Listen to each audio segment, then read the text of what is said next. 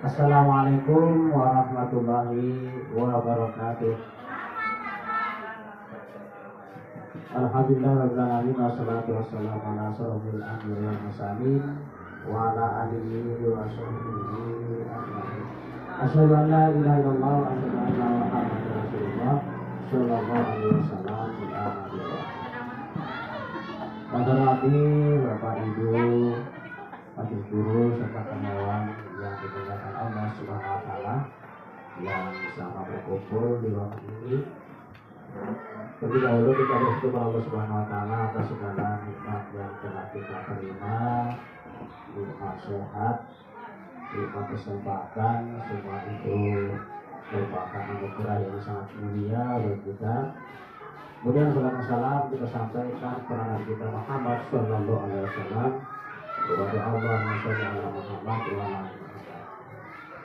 Bapak Ibu yang dirahmati Allah SWT, izinkan saya pada kesempatan ini terlebih dahulu mengucapkan terima kasih atas waktu Bapak Ibu bersama dengan kami, mungkin kurang lebih 1 jam waktunya untuk mendengarkan, yaitu penyampaian dari saya tentang budaya positif yang ada di sekolah kita ini. Sebelum itu kita awali dulu dengan bacakan doa basmalah. Bismillahirrahmanirrahim. Pada kesempatan ini Bapak Ibu semua akan bersama dengan saya untuk berbagi ilmu. Saya berikan ilmu kepada Bapak Ibu tentang pendidikan CPT yang saya lakukan kurang lebih 1,5 bulan, di mana dalam kegiatan itu kita ada punya tugas untuk menyebarkan pemahaman dan penerapan pengalaman budaya positif kepada kita di SD 30.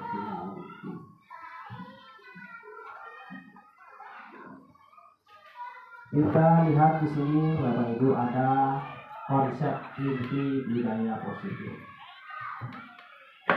Pertama ada perubahan paradigma belajar, kemudian kedua disiplin positif, yang ketiga nilai-nilai kebajikan, yang keempat kebutuhan dasar manusia, kelima motivasi perilaku manusia, dengan posisi kontrol guru, ketujuh keyakinan kelas, dan kedelapan segitiga restitusi. Kemudian Bapak Ibu yang dirahmati Allah, tentu kita akan bertanya, apa itu budaya positif? Budaya positif adalah tujuan dari pelaksanaan pendidikan di sekolah, adalah membentuk anak menjadi generasi yang berpendidikan cerdas dan berkarakter. Oleh karena itu, agar hal itu bisa terwujud, maka dilaksanakan kegiatan pembelajaran di sekolah dan proses pembiasaan yang baik. Proses pembiasaan itu disebut dengan budaya. Agar terbentuknya murid yang berkarakter baik dan unggul, maka sekolah harus membangun budaya positif di lingkungan sekolah. Budaya positif merupakan perwujudan dari nilai-nilai atau keyakinan universal yang diterapkan di sekolah. Kemudian budaya positif yang diterapkan di sekolah adalah salah satu perwujudan dari visi guru yang mengandung nilai-nilai kebajikan sesuai dengan tujuan pendidikan nasional yang dijabarkan dan dalam profil pelajar Pancasila. Budaya positif yang diterapkan di sekolah seharusnya menjadi suatu pembiasaan sehingga mendorong murid untuk melakukannya dengan kesadaran diri tanpa paksaan. Budaya positif di sekolah adalah tempat belajar yang membuat murid merasa nyaman, aman, dan menyenangkan, di mana terjadi keterlibatan, kolaborasi, rasa saling menghargai, dan terciptanya sosial emosional di antara semua warga sekolah. Budaya positif diawali dengan adanya perubahan paradigma tentang teori kontrol.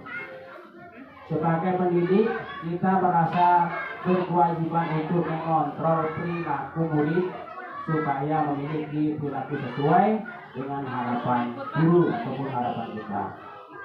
Dengan adanya kontrol dari guru, maka akan terjadi keselarasan yang seimbang sehingga akan tercipta budaya positif. Dengan budaya positif akan memunculkan keinginan murid meningkatkan kemampuan yang dimiliki. Mereka akan terpacu untuk semangat dalam meningkatkan prestasi baik secara akademik maupun non-akademik. Jika budaya positif di sekolah bisa diterapkan dengan melalui kebiasaan untuk para murid, maka akan tercipta lingkungan belajar yang positif, sehingga akan membuat murid bisa berekspresi, berkolaborasi, dan belajar dengan maksimal. Dengan kebiasaan yang konsisten kepada murid akan membentuk karakter positif di dalam diri anak yang perlu dikembangkan secara maksimal. Pengembangan budaya positif dapat menumbuhkan motivasi intrinsik dalam diri anak untuk menjadi pribadi yang bertanggung jawab dan berbudi pekerti luhur serta akhlak yang mulia. Kemudian budaya positif menurut Ki Hajar Dewantara, untuk menciptakan murid yang merdeka, syarat utamanya adalah harus ada disiplin yang kuat. Adanya disiplin yang kuat.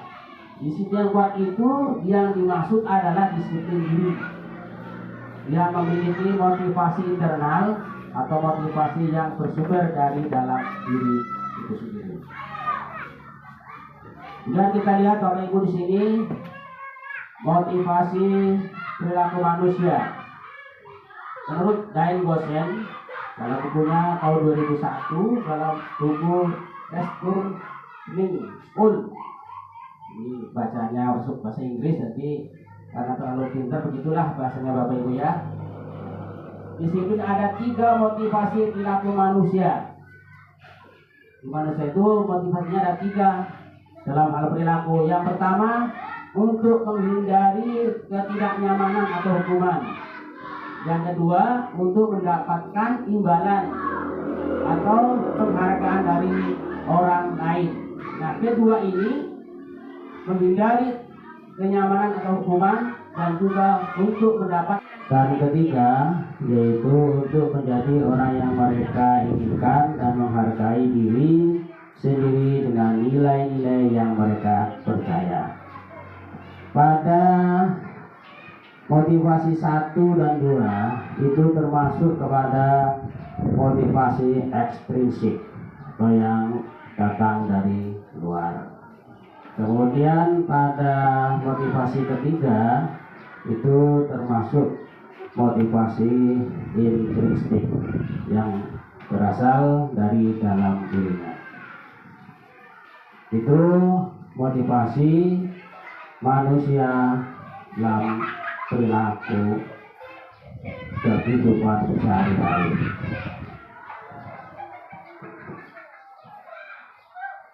Selanjutnya Bapak Ibu, kita lihat di sini ada disiplin positif.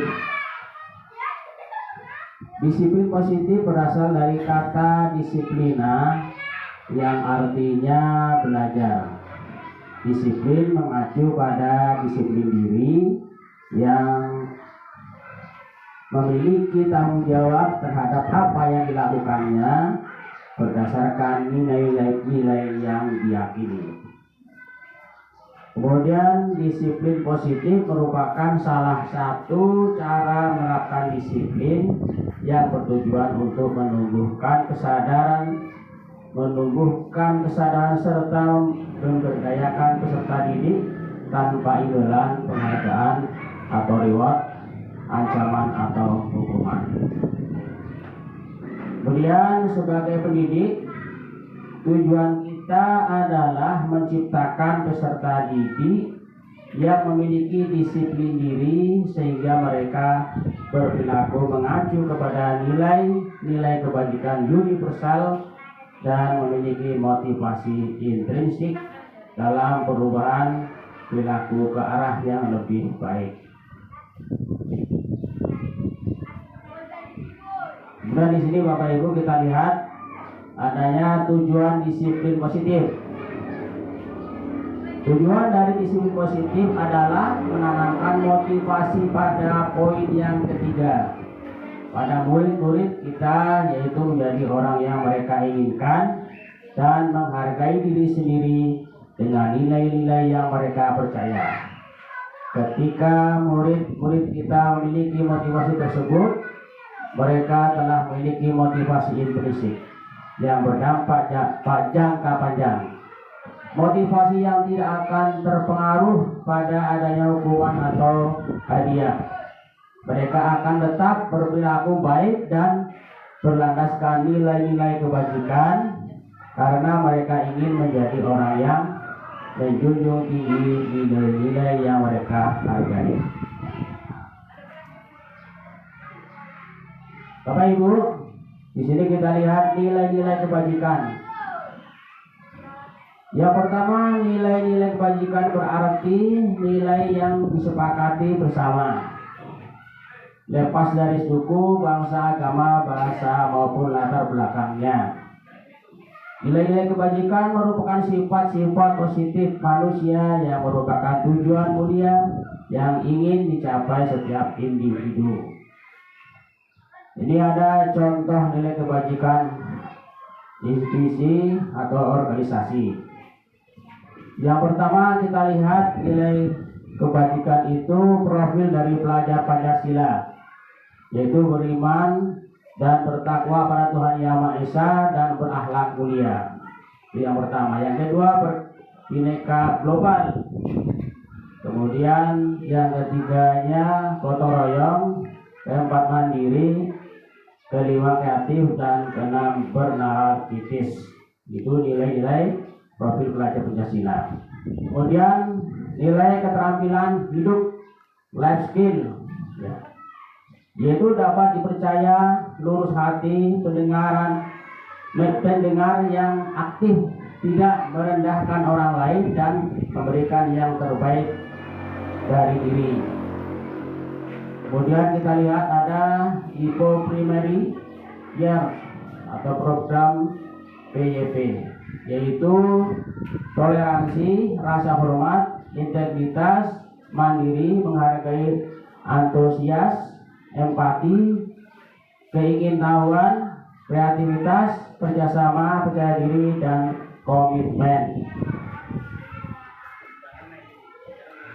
Bapak Ibu, kemudian di sini kita lihat keyakinan kelas. Mengapa keyakinan kelas? Mengapa bukan peraturan kelas? Ini istilah yang kita pakai, yang kita pelajari di CGP. Keyakinan kelas yaitu merupakan nilai-nilai kebajikan universal yang disepakati secara tersirat atau tersurat. Keyakinan lebih menekankan pada motivasi dari dalam. Seorang akan lebih bergerak dan bersemangat untuk menjalankan keyakinannya daripada hanya sekedar mengikuti serangkaian peraturan tertulis tanpa makna. Murid-murid pun demikian. Mereka perlu mendengarkan dan memahami arti sesungguhnya dari peraturan-peraturan yang diberikan. Apa nilai-nilai kebajikan di balik peraturan tersebut?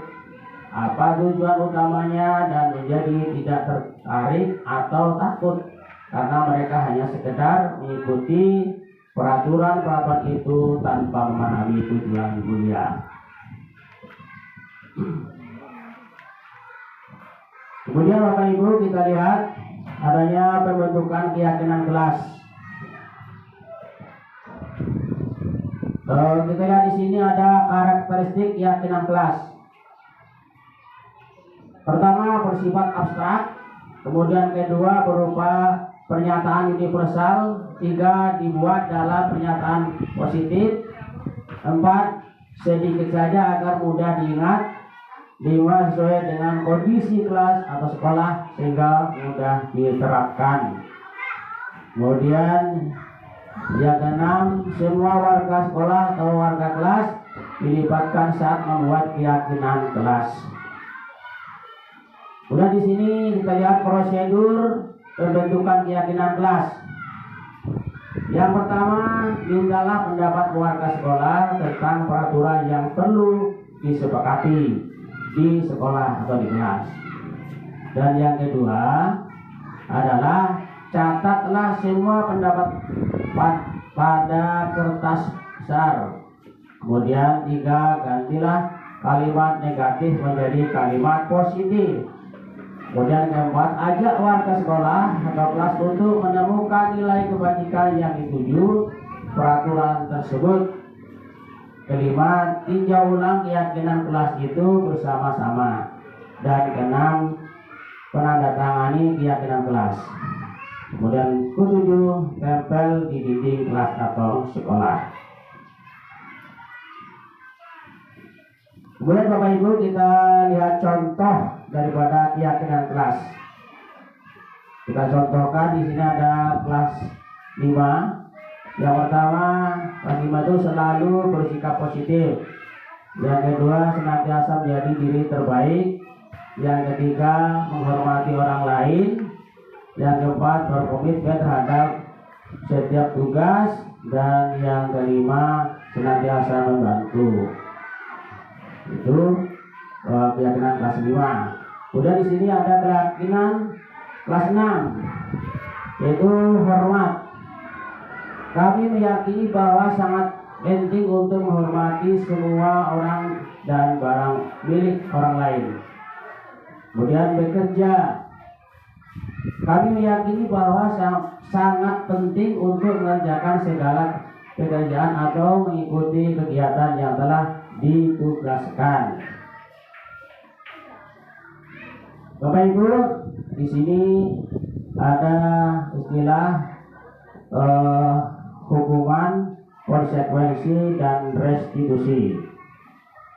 Dalam menjalankan keyakinan kelas atau sekolah, apabila ada suatu pelanggaran, tentunya sesuatu harus terjadi.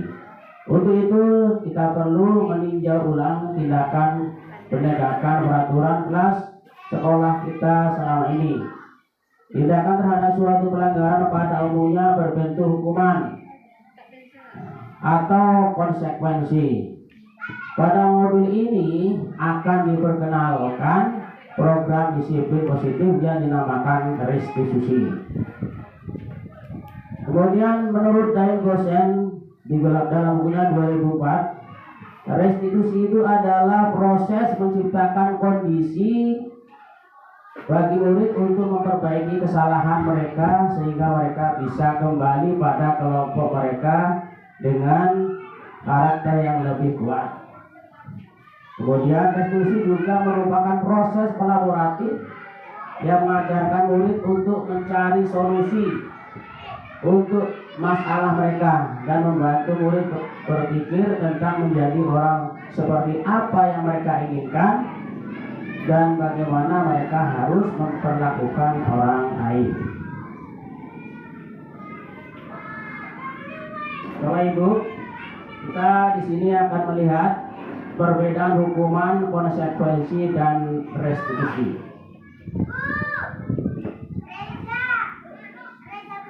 Hukuman yaitu satu, identitas gagal. Yang kedua, tidak terencana atau tiba-tiba. Yang ketiga, murid akan tersakiti. Keempat, murid menjadi benci peraturan.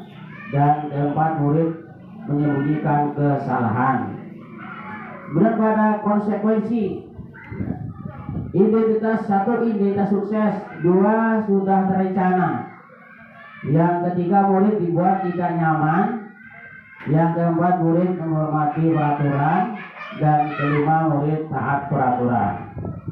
Kemudian pada restitusi, 1. Identitas sukses, 2. Murid mendapat penguatan, 3. Murid menghormati dirinya dan orang lain, dan yang keempat, murid belajar memecahkan masalah. Bapak Ibu yang dirahmati Allah, kita lihat ada ciri-ciri restitusi. 1. Restitusi itu bukan untuk menebus kesalahan, namun untuk belajar dari kesalahan. Kemudian yang kedua, restitusi itu dapat memperbaiki hubungan. Yang ketiga, restitusi adalah tawan bukan paksaan. Yang kelima, restitusi menuntun murid untuk melihat ke dalam diri. Yang kelima, restitusi mencari kebutuhan dasar yang mendasari tindakan restitusi. Kemudian 6, restitusi adalah cara evaluasi diri yang paling baik. Yang ketujuh, restitusi fokus pada karakter bukan tindakan. Yang kedelapan, fokus pada solusi. Yang kesembilan, restitusi mengembalikan murid yang berbuat salah pada kelompoknya. Kemudian Bapak Ibu, kita melihat di sini ada kebutuhan dasar manusia. Apa kebutuhan dasar manusia? Kebutuhan dasar manusia adalah segala yang kita lakukan untuk mendapatkan apa yang kita inginkan. Seluruh tindakan yang kita lakukan memiliki tujuan tertentu, dan semua sudah terbaik yang kita lakukan. Semua usaha yang terbaik yang kita lakukan adalah dalam rangka agar kebutuhan dasar kita terpenuhi dengan baik. Di antara 5 kebutuhan dasar manusia, kita lihat di sini. 1. Kebutuhan bertahan hidup atau survival, yaitu makanan, pakaian, tempat tinggal, keamanan, dan kesehatan. Dan yang kedua, kebutuhan kasih sayang dan rasa diterima, yaitu rasa diterima, dipedulikan, berbagi, kerjasama, menjadi bagian dari kelompok. Dan yang ketiga, kebutuhan penguasaan, yaitu harga diri, keinginan untuk dianggap, memimpin, berprestasi, diakui dengan atau didengar ya. Kemudian yang keempat, kebutuhan akan kebebasan, yaitu mandiri, memiliki pilihan, mencoba hal baru, mampu mengendalikan arah dirinya. Yang kelima, kebutuhan akan kesenangan, yaitu bermain, humor, antusiasme, dan tertawa. Bapak Ibu yang berbahagia, kemudian kita akan melihat lagi, sebutkan kebutuhan apa yang sedang berusaha dipenuhi. Ini sebuah contoh. Dinda, seorang anak kelas 3 SD, begitu tiba di rumah sepulang dari sekolah, menangis dan mengadu pada ibunya bahwa dia benci pada Ibu Rani, gurunya. Menurut Anda, kebutuhan apa yang berusaha dipenuhi Dinda? Jika jawabannya seperti di bawah ini, bila Anda berada dalam posisi Ibu Rani, dan mendengarkan informasi dari ibunya Dinda tentang perasaan Dinda hari itu, apa yang akan Anda lakukan pada Dinda besok ketika Dinda masuk sekolah agar kebutuhan Dinda terpenuhi? Maka ada jawaban di sini dari Dinda. Ibu guru bilang aku tidak boleh bersenandung sewaktu mengerjakan tugas. Katanya kelas harus tenang, tidak ada suara kangrak, seru jadinya. Kan nggak seru jadinya, itu maksudnya. Kemudian Bu guru tidak menyapaku hari ini, padahal aku pakai jepit rambut baru.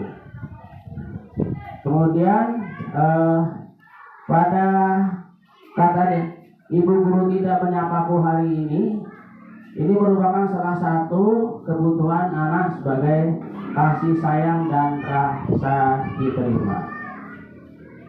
Kemudian kita lihat di atas tadi, ya, ada sebagai Dinda yang merasa dirinya bersenang di kelas itu merupakan hal yang mengganggu, maka di sini sebagai kebutuhan kesenangan. Dan pada aku sebel, gambarku tidak rapi, malah ibu guru menunjuk ke teman-temanku di depan kelas. Nah, pada persoalan ini berarti si anak membutuhkan kebutuhan penguasaan.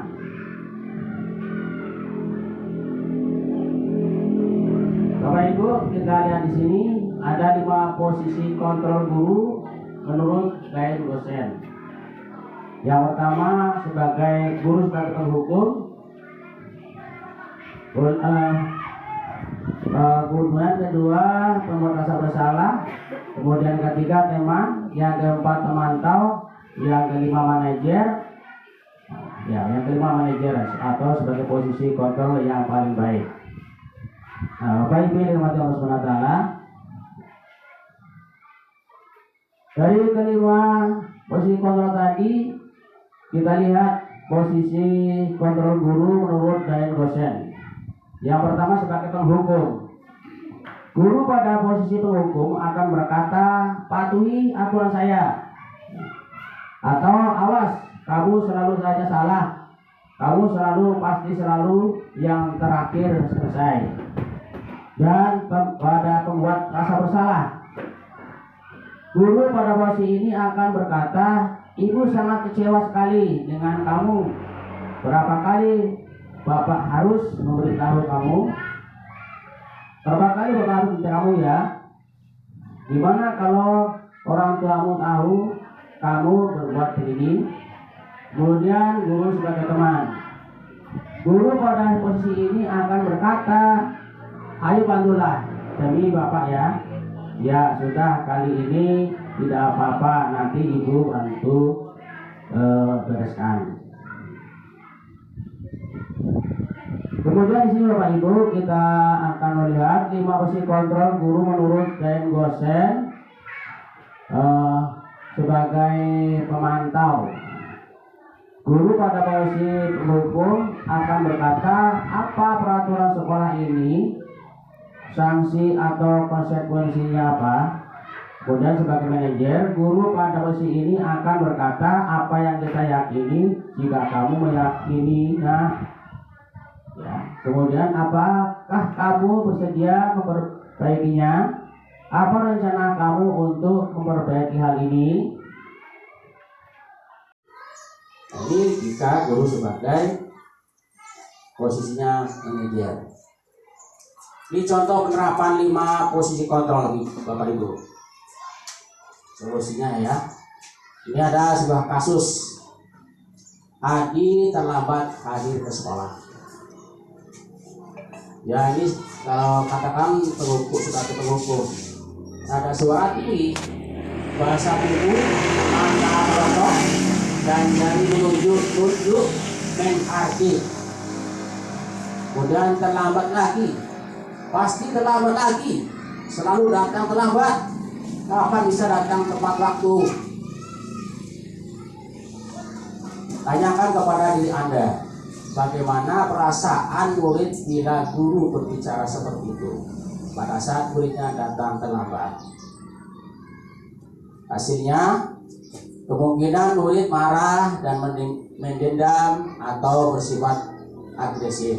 Bisa jadi sesudah kembali duduk, murid tersebut akan mencoret-coret ya bukunya atau meja tulisnya. Lebih buruk lagi, sepulang sekolah, murid melihat motor atau mobil bapak ibu guru dan akan menggores kendaraan tersebut dengan paku. Bisa jadi terjadi. Kemudian di posisi pembuat merasa bersalah. Nada suara melemas, ya, biasanya betul, halus, sedih, bahasa tubuh merapat pada anak lesu. Adi, kamu ini bagaimana ya? Kamu sudah berjanji dengan ibu tidak akan terlambat lagi. Kamu kenapa ya? Senang sekali mengecewakan ibu. Ibu benar-benar kecewa sekali. Bagaimana perasaan murid bila ditegur seperti cara ini? Hasilnya murid akan merasa bersalah. Bersalah telah mengecewakan ibu atau bapak gurunya. Murid akan merasa menjadi orang yang gagal dan tidak sanggup membahagiakan orang lain. Ya. Kadangkala sikap seperti ini lebih berbahaya dari sikap penghukum, karena emosi akan tertanam rapat di dalam. Murid menahan perasaan, tidak seperti murid dalam dengan guru menghukum, di mana murid bisa menumpahkan amarahnya walaupun dengan cara negatif. Murid terletak seperti inilah. Murid tertekan seperti inilah yang tiba-tiba bisa meletus amarahnya dan bisa menyakiti diri sendiri atau juga orang lain. Dan di sini Bapak Ibu, jika posisi guru sebagai teman, nada suara ramah, akrab dan bercanda, bahasa tubuh merapat pada murid, mata dan senyum celaka. Adi, ayolah, bagaimana sih kamu? Kemarin kamu sudah janji ke bapak bukan? Kenapa terlambat lagi? Sambil tertawa ringan. Ya, sudah, tidak apa-apa. Duduk sana. Nanti Pak Guru bantu. Kamu ini sambil senyum. Bagaimana perasaan murid dengan sekilas guru seperti ini?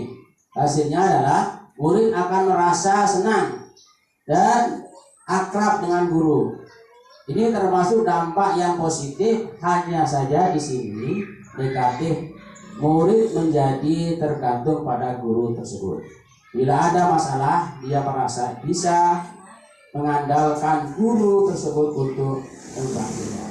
Akibat lain dari posisi teman, Adi hanya akan berbuat sesuatu bila yang menyuruh adalah guru tersebut, dan belum tentu berlaku yang sama dengan guru atau orang lain. Kemudian di sini sebagai posisi pemantau, Bapak Ibu guru sebagai posisi pemantau, nada suara datar, bahasa tubuh yang formal.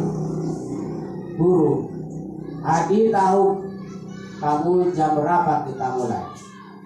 Ini soalannya aja ya. Adi tahu Pak? Tahu Pak? Guru, kamu terlambat. Ya. Kamu terlambat 15 menit. Apakah kamu sudah mengerti konsekuensi yang harus dilakukan bila terlambat?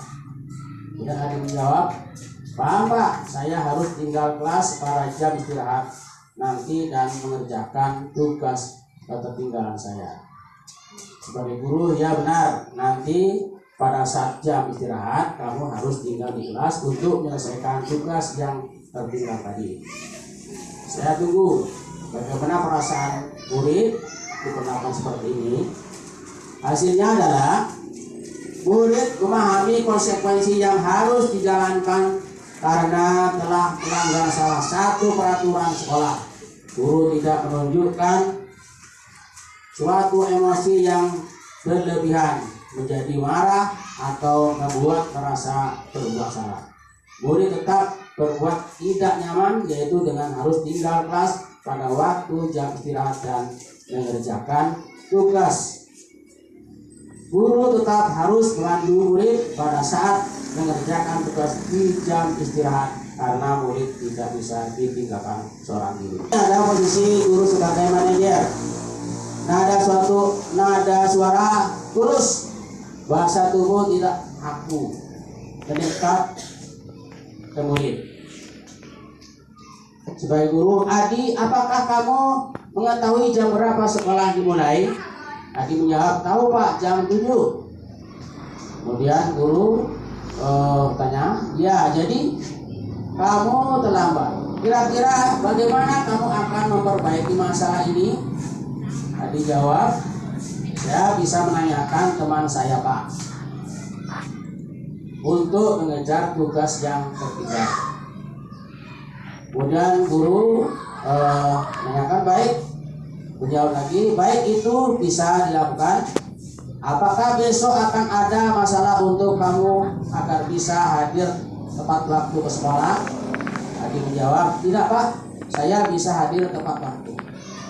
Kemudian guru jawab, baik, saya hargai usahamu untuk memperbaiki diri. Bagaimana perasaan murid diperlakukan seperti ini? Bapak Ibu yang berbahagia, pada posisi manajer maka suatu guru sebaiknya tulus, tidak perlu marah, tidak perlu meninggikan suara, apalagi menunjuk-nunjuk jari ke murid, berkaca pinggang. Apa itu kaca pinggang Pak Nur? Orang tua, murid sudah mengetahui adanya suatu masalah dan sesuatu perlu terjadi bila guru mengambil posisi pemantau.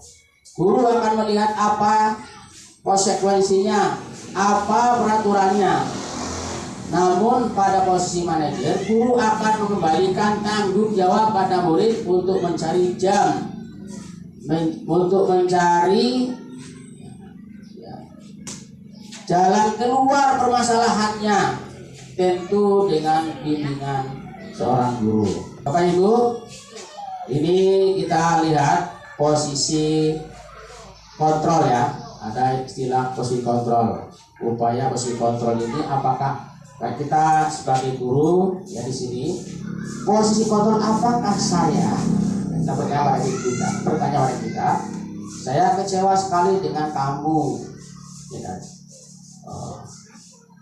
membuat rasa bersalah. Ini guru berarti sebagai rasa bersalah. Kemudian posisi kontrol lagi, apakah saya posisi kontrol, apakah saya di sini kamu tidak pernah benar melakukannya. Guru bilang seperti itu. Kemudian posisi, kalau demikian berarti posisi guru sebagai penghukum. Jika kita mengatakan kamu tidak pernah benar melakukannya, berarti kita dianggap sebagai penghukum. Kemudian, apa rencanamu untuk menyelesaikan masalah ini? Nah, ketika ada pertanyaan seperti ini, maka posisi guru sebagai manajer, sebagai pemimpin. Ya. Kemudian ada ungkapan, ayolah lakukan demi Bapak Ibu ya.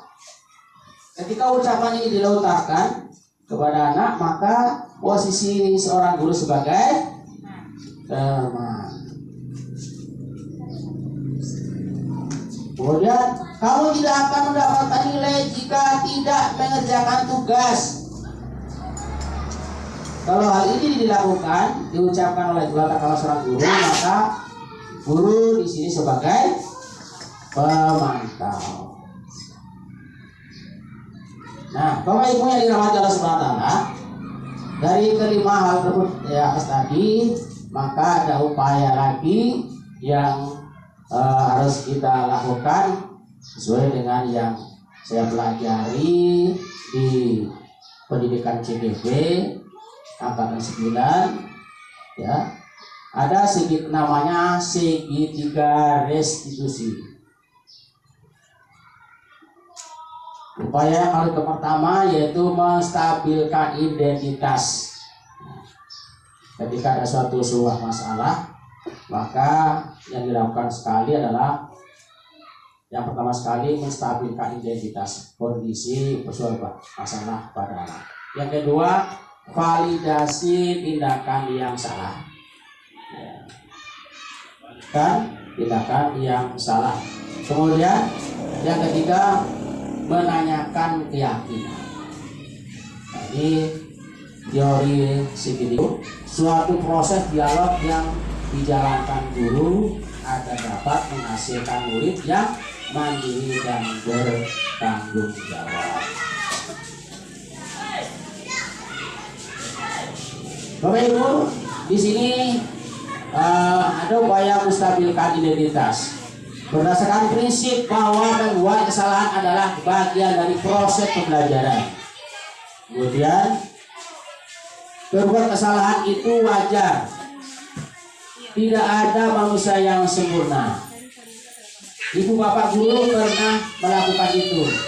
Ibu bapak tidak mau mencari siapa yang salah, tapi ibu bapak ingin mencari solusi dari permasalahan ini.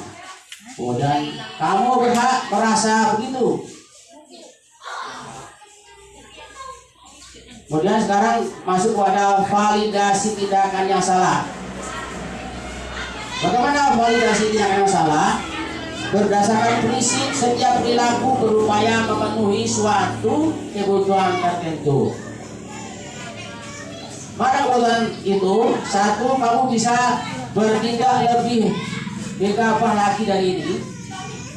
Kemudian kedua, kamu bukan melakukannya tanpa suatu alasan tertentu. Yang ketiga, kamu melakukannya karena mempertahankan sesuatu yang penting. Ya. Dan yang empat, mungkin kamu bisa mempelajari sesuatu perilaku baru yang lebih efektif. Bersedia kamu mempelajarinya? Ya. Bapak Ibu, silakan sambil minum. Ya, bisa kita ajukan kepada anak-anak kita. Berdasarkan prinsip teori kontrol bahwa pada dasarnya kita termotivasi secara intrinsik. Ya, kita ingin menyelesaikan sebuah persoalan itu dari dalam diri kita. Yang pertama, sebab pertanyaan keyakinan itu, apa keyakinan kelas kita? Kemudian yang kedua, nilai-nilai apa yang telah disepakati bersama? Kemudian seperti apa gambaran sebuah kelas yang ideal menurut kamu? Kemudian kamu ingin menjadi orang yang seperti apa? Ini keyakinan kelas yang kita tanyakan, yang kita sepakati bersama dalam sebuah kelas. Ini contoh yang saya lakukan. Tidak buat PR.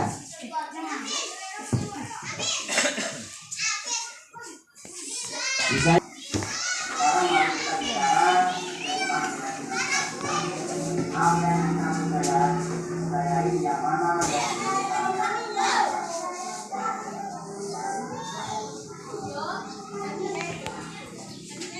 banyak kita melihat keyakinan kita dan kita apakah itu tidak sesuai dengan keyakinan. Nah, sekarang marilah kita pelajari di dalam keyakinan kita yang bisa kita pahami. Itu menjadikan kesalahan tanya apa yang akan kami lakukan.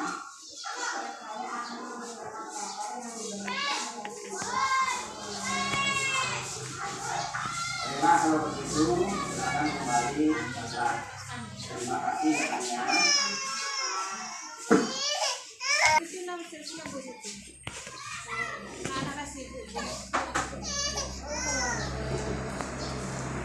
Bapak Ibu yang dirahmati Allah Subhanahu wa taala, ini selanjutnya penutup dalam penerapan program disiplin positif. Hendaknya guru memiliki standar kepribadian profesional dan sosial yang baik, di mana guru mampu merefleksi dirinya dalam posisi kontrol bagaimana perjalanan dirinya sebagai among ataupun manajer yang menuntut murid-muridnya menjadi diri merdeka dan bertanggung jawab.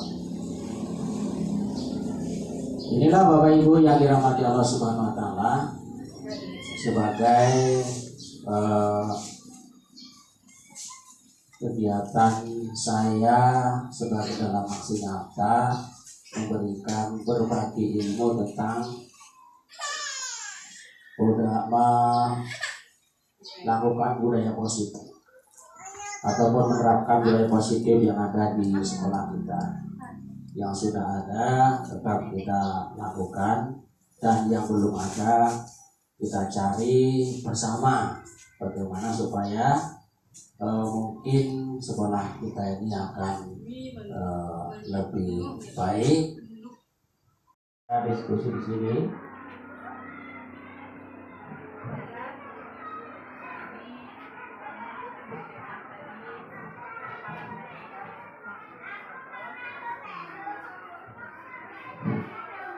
Ada satu hal yang akan kami tanyakan pada Bapak. Ada tentang masalah yang saya hadapi di dalam lokal, yang mana ada 2 orang di antara anak saya di kelas 6 yang mana sering libur tanpa ada kabar, tanpa ada alasan apapun. Karena dia sering libur, akhirnya kami membuat kesepakatan kelas, maka apabila tidak datang ke sekolah tanpa ada kabar, apakah itu izin, sakit atau apa keterangannya, maka akan diberikan semacam seperti hukuman kelas. Jadi yang kami tanyakan di sini, apakah boleh kita memberikan hukuman seperti membersihkan WC kepada anak-anak yang tidak memberi kabar, tidak datang ke sekolah tanpa izin. Hanya itu yang kami tanyakan. Ya, terima kasih kepada Ibu B selaku kelas wali kelas 6, di mana ada masalah yang muncul pada anak. Ada anak yang tidak sekolah tanpa beri izin. Ya sudah boleh dikata 1-2 kali, sehingga menjadi resah ibu dan kawan-kawannya di sekolah kenapa tidak datang, ya gitu. Di dalam hal ini, ketika anak itu tidak datang, maka sudah barang tentu menjadi sebuah pemikiran bagi ibu kelas, wali kelas, dan juga teman-temannya akan bertanya. Terus ketika ada mungkin kesepakatan dari sekolah yang dilakukan dari kelas yang dilakukan tentang ketika ada anak yang seperti ini, maka diberikan hukuman. Hukumannya memberikan WC, ya, membersihkan WC. Jika kita melihat dari pelajaran yang dipelajari di CGU ini, istilah hukuman itu sebetulnya memang suatu aturan-aturan yang sudah biasa diterapkan dari sekolah pada awal-awalnya. Akan tetapi setelah kita belajar ini, maka yang hukuman itu tidak lagi dilakukan, tetapi ada semacam namanya konsekuensinya, ya. Artinya rasa tanggung jawabnya. Ini adalah istilah restitusi, ya.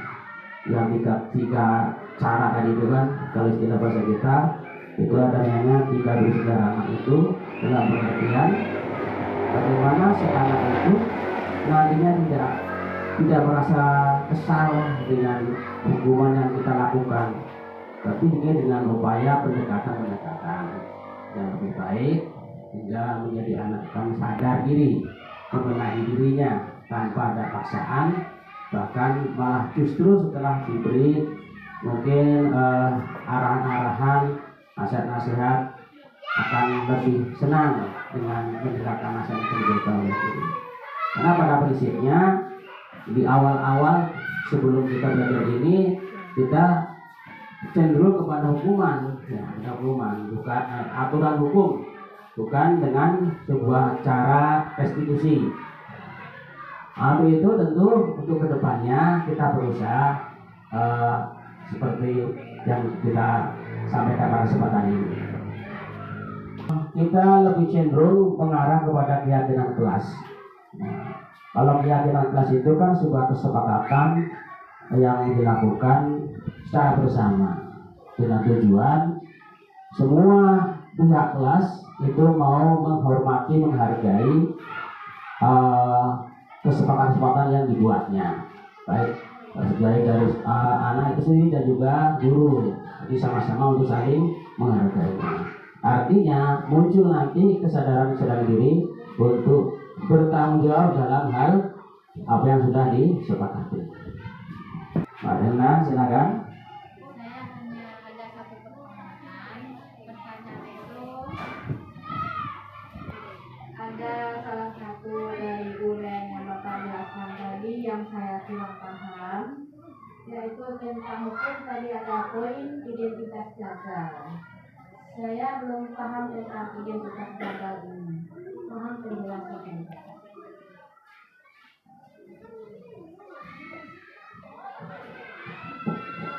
Ya, baiklah Bapak Ibu yang dirahmati Allah Subhanahu wa taala, ini sebuah pertanyaan yang sangat bagus.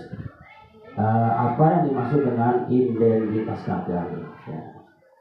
Kalau yang dimaksud identitas gagal di sini, apabila ada seorang guru atau sekolah membuat sebuah peraturan yang sifatnya menghukum anak, bukan mencari solusi. Ya. Sehingga dengan adanya hukuman tadi ada muncul apa kesannya? Kesannya ada mungkin bisa marah dengan hukum yang diberikan oleh Bapak Ibu guru, ada mungkin jengkel, kadang ada merasa kepengin melakukan suatu tindakan yang tidak bagus lagi. Ini yang dimaksud dengan identitas gagal. Artinya kurang mengenal terhadap anak murid kita, sehingga mungkin akan berusaha untuk berulang kali melakukan suatu masalah. Ini biasanya terjadi ketika guru menjadi seorang penghukum. Gimana Bu?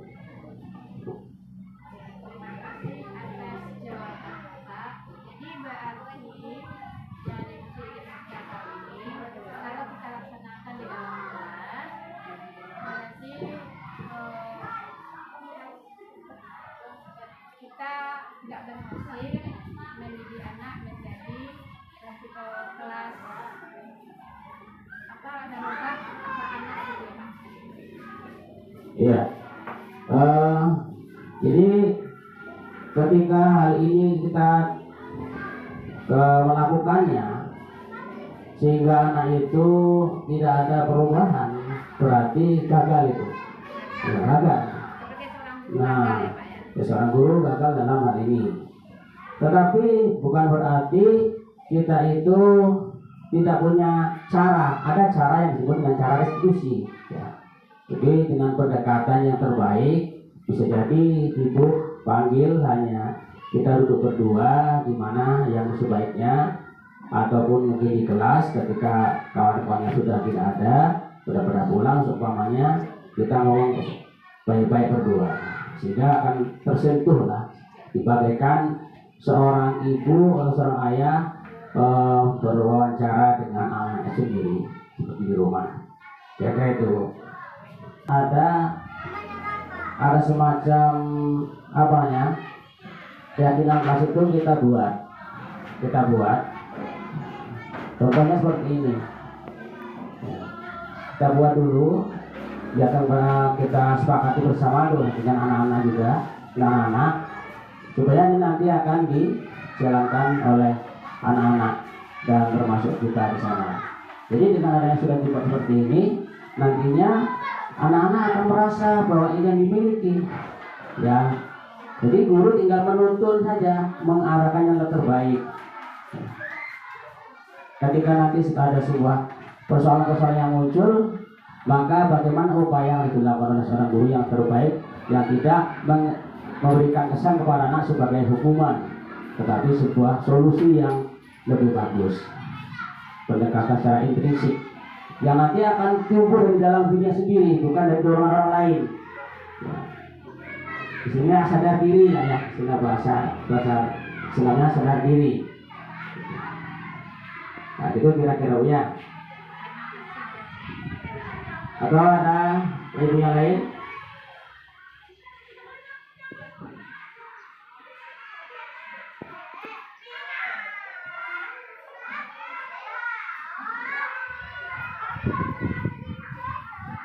Dirahmati Allah Subhanahu wa Ta'ala, itulah tadi pemaparan dari tentang budaya positif yang ada, yang harus kita lakukan di sekolah kita. Ketika kita dulu suka menghukum-hukum, sekarang tidak lagi untuk menghukum, tetapi memberikan solusi yang terbaik agar kesan yang ada pada anak itu tidak ada lagi menjadi mendongkol, jengkel dan sebagainya. Ini semua sudah ada ilmunya pada diri kita semua. Namun tinggal bagaimana cara kita berusaha yang lebih terbaik menjadi anak itu nanti selalu melakukan perilaku positif atau budaya positif yang harus didapat dalam kehidupan sehari-hari, baik di sekolah maupun juga di rumah. Dan pada kesempatan ini nampaknya dari Pak sudah cukup nampaknya, maka saya ucapkan terima kasih atas kebersamaan kita semua dalam acara ini, yang ini semua juga termasuk untuk saya dan untuk kita semuanya. Kita berbagi ilmu yang sedikit, ada kata kurang berkenan, kurang pas dalam menyampaikan materi ini, maka saya maaf. Saya tahu bahwa kondisi saat ini masih dalam belajar 2 bulan yang berjalan ya, mudah-mudahan di berikutnya akan kita pelajari kembali, dan insya Allah juga kita akan bertemu kembali pada waktu di mana nanti kita akan berusaha untuk menyampaikan ilmu-ilmu yang saya pelajari. Terima kasih. Kita tutup acara ini dengan mengucapkan alhamdulillah. Alhamdulillahirrahmanirrahim. Maaf. Assalamualaikum warahmatullahi wabarakatuh.